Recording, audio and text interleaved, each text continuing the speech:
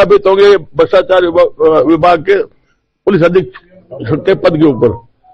उसके बावजूद भी कुछ हुआ नहीं, वो तो हो गए, इसलिए वो एक नमूना बताया कि किस प्रकार से इस राज्य में किसकी चल रही है। तो अब बनने में तो कोई बन जाओ सरकार, मुख्यमंत्री वो बन गए, मंत्री वो बन गए, लेकिन चलाने वाले नहीं चला रहे। जयपुर के बिड़ला सभागार में आयोजित भगवान देवनारायण के 1113वें जयंती समारोह में सीएम भजनलाल शर्मा ने शिरकत की। समारोह को संबोधित करते हुए सीएम भजनलाल शर्मा ने कार्यक्रम संयोजक प्रोफेसर डॉक्टर विक्रम सिंह गुर्जर को धन्यवाद दिया और कहा कि समाज में ऐसे कार्यक्रम होते रहने चाहिए। उन्होंने कहा कि देश की अर्थव्यवस्था को आगे बढ़ाने में गुर्जर समाज का बड़ा योगदान रहा।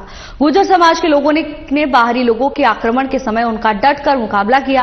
सीएम शर्मा ने कहा कि 1 साल के अंदर हमारी सरकार ने किसान भाइयों के लिए विभिन्न लाभकारी योजनाओं को शुरू किया। किसान क्रेडिट कार्ड, गोपालन योजना, एमएसपी पर फसल खरीद जैसे कार्य किसानों को लाभ पहुंचाने का कार्य किया।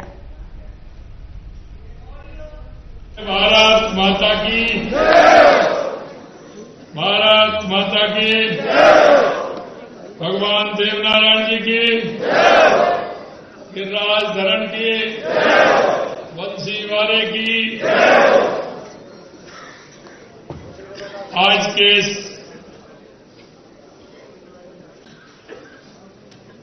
1113वें भगवान देवनारायण के अवतरण के अवसर पर आयोजित इस कार्यक्रम में मंच पर विराजमान हमारी पार्टी के प्रदेश के अध्यक्ष और राज्यसभा के सांसद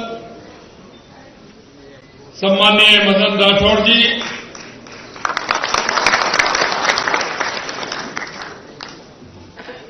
कैबिनेट में मेरे साथी गृह राज्य मंत्री, आपके अपने बेटे भाई और मेरे मित्र श्री जवाहर सिंह जी बेड़न साहब, पार्टी के हमारे वरिष्ठ नेता जिन्होंने की लगातार विधायक, लगातार मंत्री और प्रतिपक्ष के नेता के रूप में काम किया। राजस्थान में उनकी पहचान एक तलक नेता की तर्क संगत विधानसभा में जो अपनी बात रखने का मादा रखते हैं, ऐसे हमारे पूर्व नेता प्रत्यक्ष सम्मानीय राजेंद्र राठौड़ साहब, हमारे पार्टी के वरिष्ठ नेता, प्रदेश के अध्यक्ष,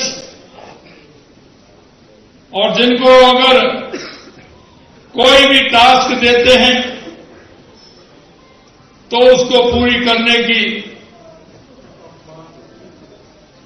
कोशिश ही नहीं, उसको पूरा करते हैं, ऐसे हमारे पार्टी के वरिष्ठ नेता पूर्व प्रदेश अध्यक्ष सम्माननीय अरुण चतुर्वेदी जी,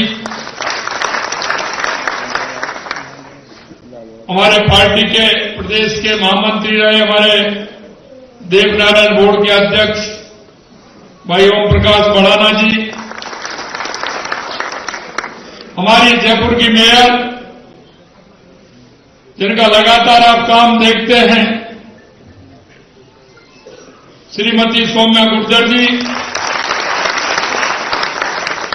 जाट महासभा के प्रदेश अध्यक्ष सम्मानीय श्री राजाराम मील साहब, हमारे एससी आयोग के अध्यक्ष भाई राजेंद्र नायक जी और गुर्जर महासभा के अध्यक्ष कालूराम जी गुर्जर साहब, पूर्व मंत्री मध्य प्रदेश रघुराज सिंह जी कसाना साहब, हमारे माडलगढ़ के विधायक उदयलाल बढ़ाना जी, हमारे कार्यालय के प्रभारी मुकेश पारीक जी, हमारे सपोटरा के विधायक अंसरा मीणा जी और विधायक करौली भाई दर्शन सिंह जी गुर्जर साहब, विधायक खेतड़ी धर्मपाल जी गुर्जर साहब और इस कार्यक्रम के संयोजक डॉक्टर विक्रम सिंह जी गुर्जर साहब, और मेरे सामने बैठे मेरे पूजा योग बुजुर्गों, नौजवान दोस्तों और मेरी बेटी माता बहनें, सबसे पहले तो मैं आप सभी का अभिनंदन करता हूं, वंदन करता हूं, आप सभी को मैं नमन करता हूं। आज हमारे बीच में हमारे विचार परिवार के माननीय वरिष्ठ हनुमान सिंह जी भाई साहब बैठे हैं, माननीय, जिनका मार्गदर्शन हमें शुरू से मिला है जब हम विद्यार्थी परिषद में काम करते थे। ऐसे माननीय जुगल जी भाई साहब हमारे बीच में हैं, उनका मार्गदर्शन भी आपको मिला है। मित्रों, मैं इतना कहना चाहता हूं कि जिस तरह से हम एक समाज, और समाज भी वो प्रमुख समाज जिसने हमेशा देश को दिशा देने का काम किया है, इन्होंने जिस तरह के त्याग और बलिदान की गाथाएं हैं, निश्चित रूप से मैं समाज का सिर झुका करके प्रणाम करता हूं। और ये वो समाज है जो हमारे देश की आर्थिक व्यवस्था में भी बहुत लंबे समय से काम करता है, क्योंकि गौपालन, पशुपालन, खेती हमारा काम रहा है। हमने उसको जितनी शिद्दत के साथ किया है वो हम सभी के सामने है। हमें हमारा, क्योंकि किसान के बाद जो काम होते हैं, खेती का होता है, एक पशुपालन का होता है। हमें अगर दोनों काम होते हैं तो हमारा परिवार ठीक प्रकार से चलता है। और हम कह सकते हैं कि भगवान देव नारायण की कृपा से हमारा ये समाज देश की अर्थव्यवस्था के लिए मजबूती से काम आप लोगों ने पीढ़ियों से किया है। हमें पता है, जब हम गांव के अंदर जब छोटे छोटे थे तो गाय भैंस चराने के लिए जाते थे, और गाय भैंस चराने के लिए जाते थे तो वहां ग्वार का भोजन होता था। ग्वार जमते हैं कि नहीं जमते हैं जी? है? शाम को जमते हैं, बाकी का तो दिन में, बाकी ग्वार शाम को ही भोजन करते हैं और फिर नारा भी देते हैं। देते हैं कि नहीं देते हैं? शाम को फिर हमारा भी नंबर आ जाता था, हम भी उसमें जाते थे। तो ये एक हमारी संस्कृति है, और उस संस्कृति के माध्यम से हमारे देश की अर्थव्यवस्था कैसे सुधरे, हमारा देश किस तरह से आगे बढ़े, इसमें हमेशा से योगदान रहा है। मित्रों, मैं आपसे इतना ही कहना चाहता हूं, इस देश की अगर संस्कृति देखेंगे आप तो उनके मन में कहीं ना कहीं वो ईटी छुपी हुई है जो हमारे पुरखों के अंदर थी, क्योंकि इस देश के अंदर बहुत आक्रमण हुए हैं, और उन आक्रमणों से निकलकर, क्योंकि जब हमारा देश छोटे छोटे रियासतों में, छोटे छोटे कबीलों में बटा हुआ था, इसीलिए वो आतताई आते थे और हमारे देश पर आक्रमण करके, एक को साथ लेकर के दूसरे से लड़ करके वो हमारे यहां आकर के हम पर अधिकार जमाते थे। लेकिन हमेशा इस समाज का बहुत बड़ा योगदान रहा है, और मैं भाई और बहनों इसलिए कहना चाहता हूं, आज हमें आवश्यकता है इस देश की मजबूती के लिए, इस राष्ट्र की मजबूती के लिए, समाज की मजबूती के लिए कि हम सबको एक रहते हुए, एक सुर में बात करते हुए, हमारी सरकार जिस तरह से भाई जवाहर सिंह जी ने बताया, हमारी सरकार को 1 साल हुआ है। आपने देखा है 1 साल के अंदर हमने कहा कि हम हमारे उन किसान भाइयों, हमारे उन भाइयों को जिनको किसान क्रेडिट कार्ड तो मिला हुआ है, लेकिन उनके गाय के लिए, भैंस के लिए, मैंने कल भी कहा था और आज भी मैं कह रहा हूं, हम किसान आदमी हैं, गांव में जब जाते हैं तो पहले तो पूछते हैं खेतीबाड़ी कैसी है, यही पूछते हैं कि गांव में आपके खेतीबाड़ी कैसी है। अगर जब रामा कृष्णा हो जाती है और ठीक ठाक है, हाँ ठीक ठाक है, परिवार में सभी ठीक है, ठीक है। दूसरे नंबर बात आती है खेती क्यारी कैसी है आपकी, बताइए।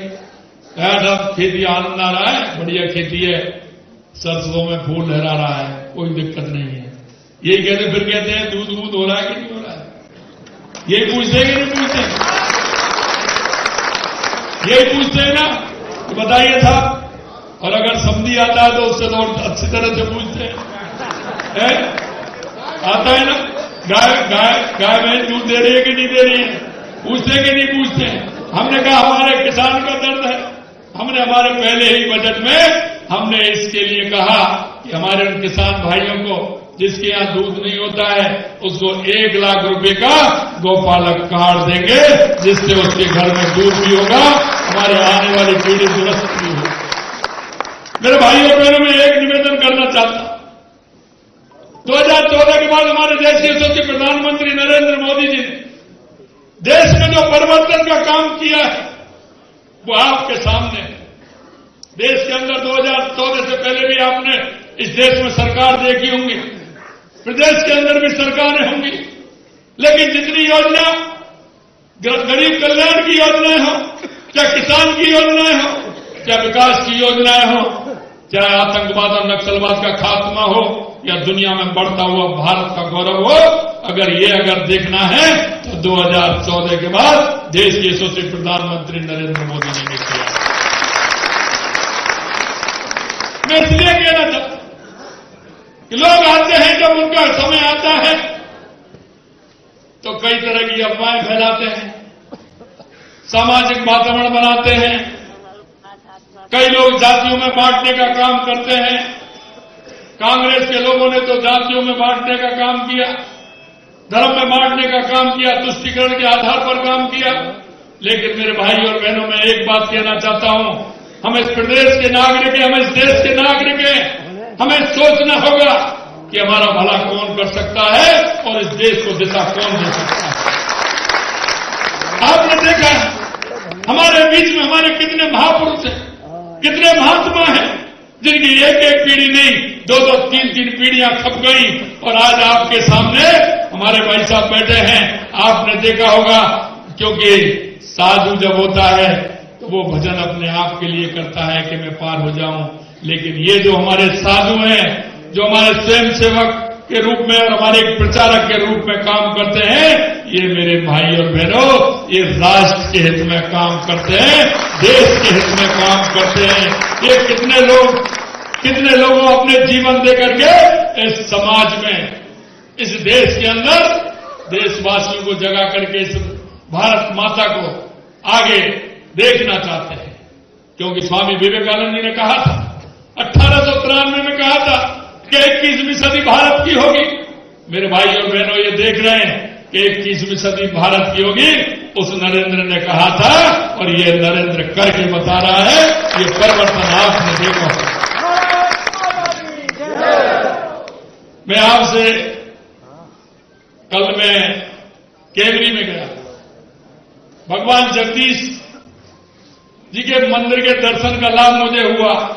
मैंने भगवान जी के दर्शन किए और मेरे को वहां की जब कथा सुनाई कि किस तरह की वहां की कथा है, और मैं धन्यवाद देना चाहता हूं उन 12 गांवों को कि उन्होंने जिस तरह से भगवान जगदीश जी की संस्कृति को बढ़ाने का काम किया है, उन सभी को मैं बहुत बहुत धन्यवाद देता हूं, साधुवाद देता हूं।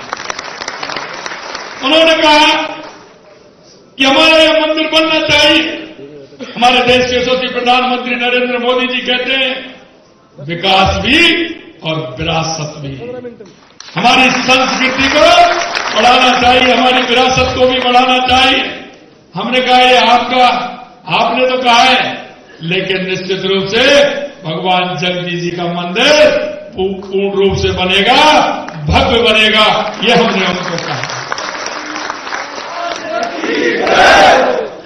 और मैं कहना चाहता हूं, जिस तरह से हमने देखा है लगातार हमारी सरकार काम कर रही है, हमने 100 करोड़ रुपए मंदिरों के लिए दिया है, 20 मंदिरों के लिए अब भी देने वाले हैं, और अभी भी आपने देखा होगा कि 100 करोड़ रुपए हमने खाटू श्याम मंदिर के लिए दिया है। गिरिराज धरण के लिए, पूछरी के लौटा के लिए 15 दिसंबर को शिलान्यास हुआ है, क्योंकि गिरिराज जी की तो कृपा ही अलग है। पूछने के लौटा को कहां भूल जाएंगे, और पूछने के लौटा की। तो देखिए जी, हमारे कई लोग बोलते हैं, अरे मुख्यमंत्री मंदिरों में जाते हैं। अरे भाई जी, चिंता मत करिए, अभी आप कह रहे हो ये बात, लेकिन सब उसी की मर्जी है और वो ही करता है। और ये हजारों सालों से जो हमारी संस्कृति चल रही है, इसमें भगवान का ही आशीर्वाद है जो चल रही है। और हमने कहा कि कुंभ का मेला चल रहा है, इस तरह से वहां देख रहे हैं आप, 144 साल में ऐसा मुहूर्त आया है जो कुंभ के लिए जिस तरह की व्यवस्था हमारे योगी जी ने की है, हमारे देश के प्रधानमंत्री जी ने की है, आपके माध्यम से मैं उनको भी बहुत बहुत धन्यवाद देना चाहता हूं। भगवान देवनारायण हमारे आराध्य हैं और उनके 1113वें इस अवसर पर मैं आप सभी को बहुत बहुत शुभकामनाएं देता हूं। और आपने देखा होगा, जवाहर जी कह रहे थे कमल के फूल पर, ये बसंत ऋतु है। मैंने दिल्ली में भी कहा था कि बसंत है, इसमें दिल्ली में भी कमल खिलने वाला है और भगवान देवनारायण जी कमल पर विराजमान हैं। मैं आपसे कहना चाहता हूं कि भगवान देवनारायण जी कमल पर विराजमान हैं और हमेशा उनकी कमल पर पूरी कृपा रहती है। इसलिए मैं आपको ये भी निवेदन करना चाहता हूं। मेरे भाई और बहनों, मैं अंत में इतना कहना चाहता हूं, एक गुर्जर समाज का इतिहास अत्यंत गौरवशाली रहा है। यह समाज सदियों से वीरता, साहस और समर्पण के लिए जाना जाता है। गुर्जर समाज न केवल युद्ध के मैदान में अपनी वीरता का परिचय दिया है, बल्कि सामाजिक, सांस्कृतिक और आर्थिक क्षेत्र में अपना महत्वपूर्ण योगदान आप लोगों ने दिया है।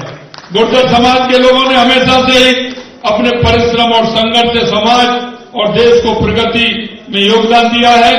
आज भी गुर्जर समाज के युवा शिक्षा, खेल, व्यवसाय अन्य क्षेत्रों में अपनी प्रतिभा का लोहा मनवा रहे हैं और मेरा तो संबंध इस समाज से बहुत गहरा है, क्योंकि जहां मैं रहा, पला, बढ़ा, मैं इसी समाज में पढ़ा हूं, बड़ा हुआ हूं। तो मेरे को पता है कि मुझे कितना लाड और प्यार मिला और निश्चित रूप से मेरे जीवन में इस समाज का बहुत बड़ा योगदान है, बहुत बड़ा योगदान है। हमारे राजस्थान सरकार गुर्जर समाज के कल्याण और विकास के प्रति पूरी तरह से प्रतिबद्ध है। हमारी सरकार गुर्जर समाज के उत्थान के लिए काम कर रही है। शिक्षा, स्वास्थ्य, रोजगार, कौशल विकास के क्षेत्र में विशेष प्रयास किए जा रहे हैं। गुर्जर समाज के युवाओं को बेहतर शिक्षा और रोजगार के अवसर प्रदान करने के लिए सरकार ने कई कदम उठाए हैं। इसके अलावा गुर्जर समाज की सांस्कृतिक धरोहर को संरक्षित करने, उसे बढ़ावा देने के लिए भी हम प्रयास कर रहे हैं। और कल ही आपने देखा होगा, मेरे को कहा था, क्योंकि वो 12 गांव हैं और उन 12 गांवों की जो स्थिति है वो मैंने देखी है, तो उन्होंने कहा कि यहां एक आवासीय छात्रावास की आवश्यकता है। हमने कहा हम आवासीय छात्रावास हमारी बहनों के लिए देंगे, तो वहां भी हम आवासीय छात्रावास की बनाएंगे। नसीराबाद में, अजमेर में देवनारायण बालिका छात्रावास के निर्माण हेतु कार्य आदेश जारी कर भूमि आवंटित कर दी गई है। तिजारा में देवनारायण बालिका छात्रावास के लिए भूमि आवंटित कर भवन निर्माण की स्वीकृति जारी की गई है। बाली, पाली, कोटपुतली, पसोपा, नगर, दीग में देवनारायण आवासीय विद्यालय खोलने हेतु भूमि आवंटित कर दी गई है। कुचामन सिटी, डीडवाना, कुचामन में देवनारायण आवासीय विद्यालय खोलने हेतु स्वीकृति जारी कर भूमि आवंटित कर दी गई है। शैक्षणिक सत्र 2024-25 में देवनारायण आवासीय विद्यालय मसूदा व्यावर, देवनारायण आवासीय विद्यालय टहला अलवर, देवनारायण आवासीय विद्यालय शाहपुरा भीलवाड़ा, पृथ्वी विद्यालय 280 विद्यार्थी क्षमता के आवासीय विद्यालयों को संचालन प्रारंभ किया गया है। हमारी सरकार द्वारा देवनारायण मंदिर आसीन भीलवाड़ा के विकास कार्य करवाए जाएंगे। हमारी सरकार का मानना है कि गुर्जर समाज के विकास के बिना राजस्थान का सर्वांगीण विकास संभव नहीं है। आज मैं देवनारायण जयंती के इस पावन अवसर पर हम सभी को यह संकल्प लेना चाहिए कि हम अपनी सांस्कृतिक विरासत को संजोकर रखना है और उसे आने वाली पीढ़ियों तक हमें पहुंचाना है।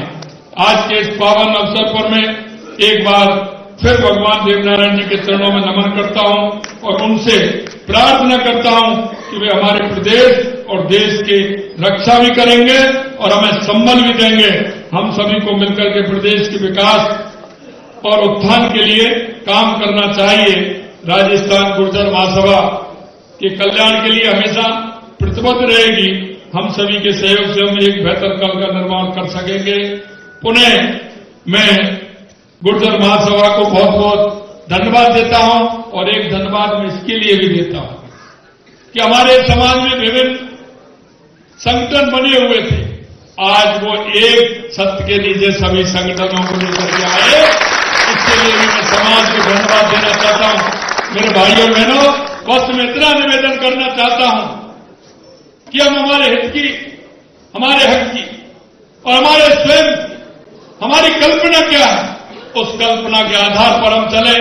राष्ट्र निर्माण में हमारा सहयोग रहे और हमारे समाज के हर व्यक्ति के प्रति हमारा ये कर्तव्य बनता है, क्योंकि हम इस प्रदेश के देश के नागरिक होने के नाते जो अंतिम पंक्ति में व्यक्ति खड़ा है, जिसको हमारी केंद्र और राज्य सरकार की योजनाओं की आवश्यकता है, उस योजनाओं की आवश्यकता उस अंतिम व्यक्ति तक पहुंचे। मेरे गांव में कौन ऐसा मेरी बुजुर्ग माता है, दिव्यांग भाई है, दिव्यांग बहन है, गरीब मेरा भाई है, इलाज की आवश्यकता है, ऐसे लोगों को अपने ओर पास देख करके, क्यों कभी कभी क्या होता है, दिए तले अंधेरा होता है। हम सब लोग हैं, लेकिन हम चिंता किसकी करते हैं? हमारे पड़ोस में कौन रहता है, हमारे गांव में कौन रहता है, जिसको आवश्यकता है ऐसे लोगों को हमारी केंद्र की और राज्य सरकार की योजनाओं का लाभ मिले, ऐसी आपसे इच्छा और अपेक्षा करते हुए पुनः देवनारायण भगवान के इस अवसर पर पुनः आपको बधाई देता हूं, बसंत पंचमी की बधाई देता हूं। आप सभी को बहुत बहुत शुभकामनाएं। जय हिंद, जय भारत, जय राष्ट्र। फिलहाल के लिए बस इतना ही। जल्द हाजिर होंगे नई अपडेट्स के साथ। नमस्कार।